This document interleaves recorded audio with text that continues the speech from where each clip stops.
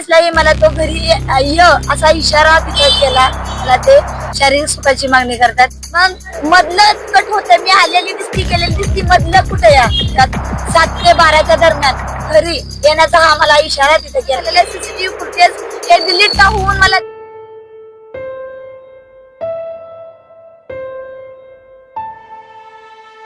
न्याय मिळावा आणि आपल्या तक्रारींची दखल घ्यावी या मागणीसाठी वेळापूर येथील सहशिक्षिका शीतल बनशा काळे यांनी 4 दिवसापासून कुटुंबासह बेमुदत आमरण उपोषण जिल्हा परिषद पूनम गेटे येथे बेमुदत आमरण उपोषण करत आहे. शीतल काळे या वेळापूर येथील इंग्लिश स्कूलमध्ये सहशिक्षिका म्हणून कार्यरत असून माध्यमिक शिक्षणाधिकारी सचिन जगताप यांच्याकडून सप्टेंबर 2025 पासून वारंवार शारीरिक संबंधाची मागणी तसेच मानसिक व शारीरिक छळ होत असल्याचा गंभीर आरोप त्यांनी केला आहे.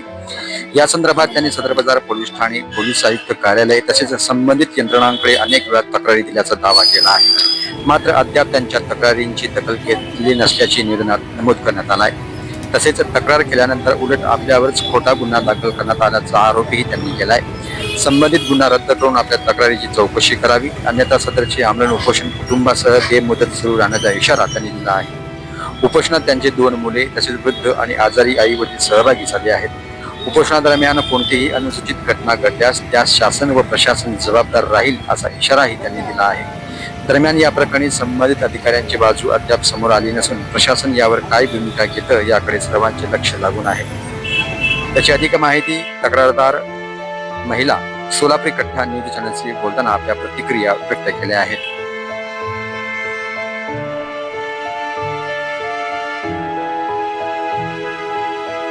मी शीतल बनशा काळे, HSC 12वी D.Ed, MA B.Ed, double graduation SY चालू आहे. उर्वरित मी स्पर्धा परीक्षेची तयारी करत आहे.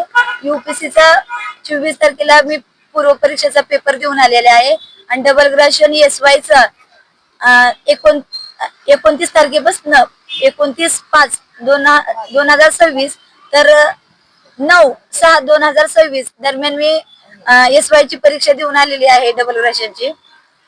माझ्यावरती सप्टेंबर महिन्यापासून माध्यमिकचे शिक्षणाधिकारी सचिन नागनाथ जगताप सप्टेंबर 2025 पासून मला ते शारीरिक सुखाची मागणी करतात आणि 23 फेब्रुवारी 2026 ला नंतर त्यांनी मला घरी ये म्हणून असं इशारा दिला. मी घरी न गेल्यामुळे ते माझ्या वारंवार काय करतात, सप्टेंबर महिन्यापासून 2025 पासून माझी कामं अडवली जातात. मी आमदार मंत्री यांच्या शिफारशी आणून आमदारांना फोन करायला लावून यांच्याकडनं मी शालार्थ ID काढून घेतला आणि नंतर मला थकीत बिल 2016 पासून तर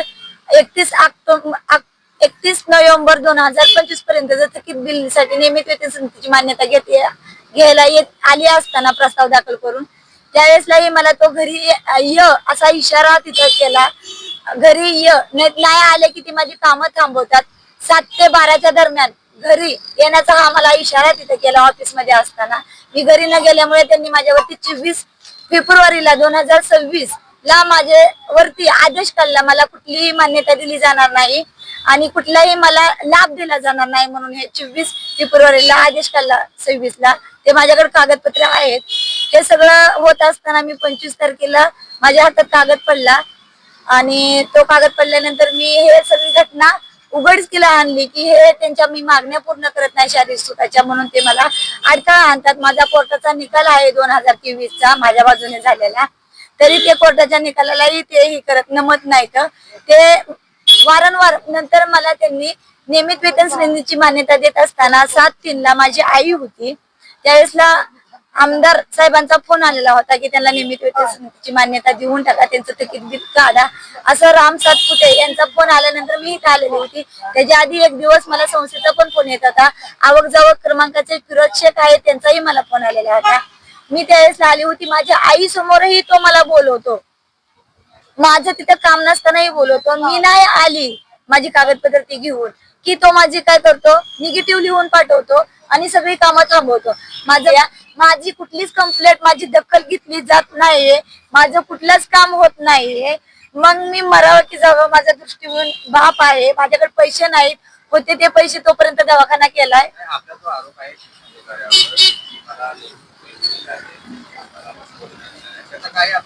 माझ्याकडे सीसीटीव्ही फुटेज त्यांच्याकडनं मागवलेली होती, त्यात 7 मिनिटाचं त्यांनी उडवून दिलेलं, त्यांनी दिलेलं नाही, मुख्य कार्यकारी कार्यालयाकडनं घेतलेलं आहे. 23 फेब्रुवारीचं आहे त्यातलं. मग मधलं कट होतं, मी आलेली दिसती गेलेली दिसती, मधलं कुठं या ही पण मी विचारते त्यांना सगळ्यांनाच.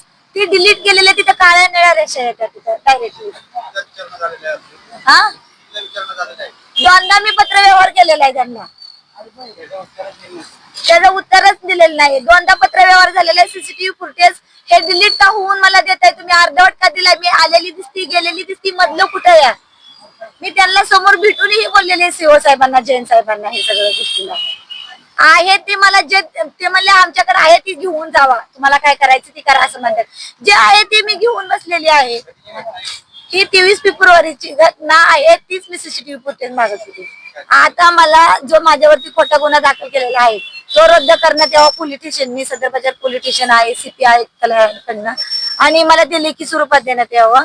आणि माझी जी कंप्लेंट आहे, माझी जी छळवणूक होती, शारीरिक मानसिक जो त्रास मला दिला जातो, माझी कामं होत नाहीत, त्याच्याविषयी गुन्हा दाखल करून घ्यावा.